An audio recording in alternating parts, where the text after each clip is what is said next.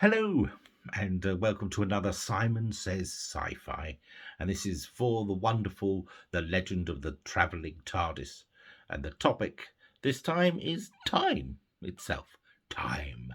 What is it all about? In sci-fi world, there's been many discussions about time and how the effect it has on us all and what it means to us all.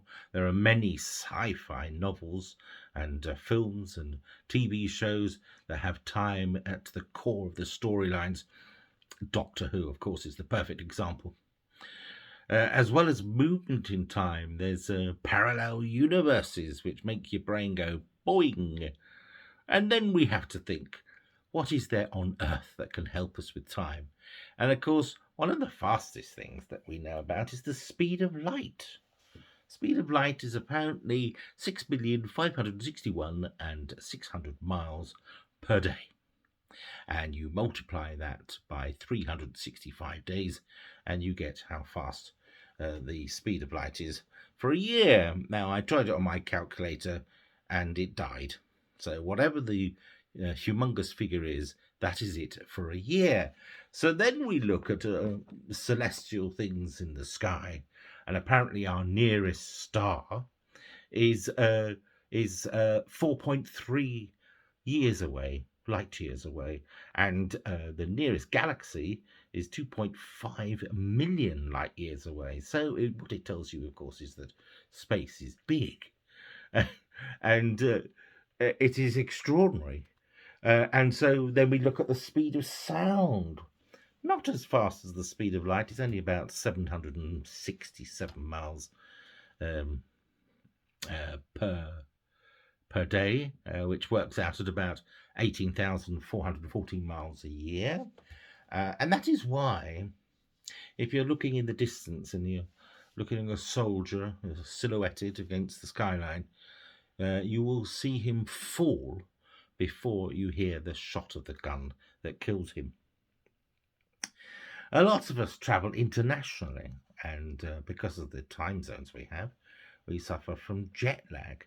And can you imagine what the jet lag would be, say, for example, if we were trying to get to Proxima Centauri, which of course is our nearest star? But moving on from the speed of light and the speed of sound, let's look at our calendars. We're all governed, our time is governed by clocks. It's governed by days, weeks, months, and years. And, well, what I can say, of course, is that in the main, primitive man understood the importance of the sun and the moon. And even if they didn't understand why certain things happened, they did understand the concept of day and night. And, of course, they were fully aware of the changing seasons. But by the time the Greek mathematicians and astronomers came along, it was appreciated that the Earth circled the sun at a certain number of days in a year.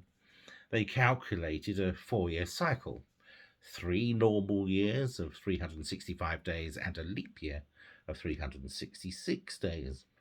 And in 45 BC, Julius Caesar decided to adopt this principle, and hence we got the Julian calendar. And now I've hit upon what I can only call a brain teaser. In the Western and Christian world, it is accepted we are living in the year 2021, but there are others who believe it is a different date line. So, for example, depending on the research you read, the Islamic calendar started in 579 or 622 AD. Splitting the difference, it makes the year about 1442 AH. And AH is the Latin Anno Hegri, which stands for Hegri year. Likewise, it's believed that the Hebrew calendar started at the time of creation, 3,761 years BC, making this year 5,781. So I suppose that's where the creationists got their 6,000 years that they quote. Everything clear? Yes, let's muddy the waters further. It turns out that the Julian calendar had an inbuilt error of 1 day every 128 years. So now is the time that I can introduce Pope Gregory XIII. In 1582, he sort of made some modifications. It sort of brought in what we understand more today, and he decided that every year divisible by 4 would be a leap year. Well, that's in line with the Julian calendar, but except for those years which are divisible by 100. But the centenary years were only leap years if they were divisible by 400, which meant that 1700, 1800, and 1900 were not divisible by 400, and so were not leap years. But the year 1600 and 2000 are divisible by 4, so they were leap years. Only a few countries in Europe followed the Gregorian calendar, as it became known, and so half the world, or most of the world, was at kilters with them. But in 1752, it was decided that England and the rest of Europe and a few other countries would follow the Gregorian calendar, and in doing so, it calculated that they would also have to lose 11 days.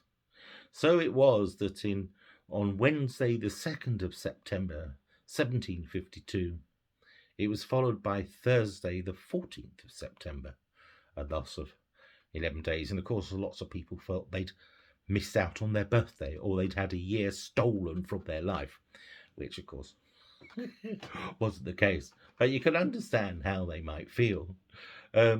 It would be interesting to know what would happen if the Doctor decided to try and land the TARDIS, say, on the 10th of September, 1752, as it's not there in the calendar. Is it there at all?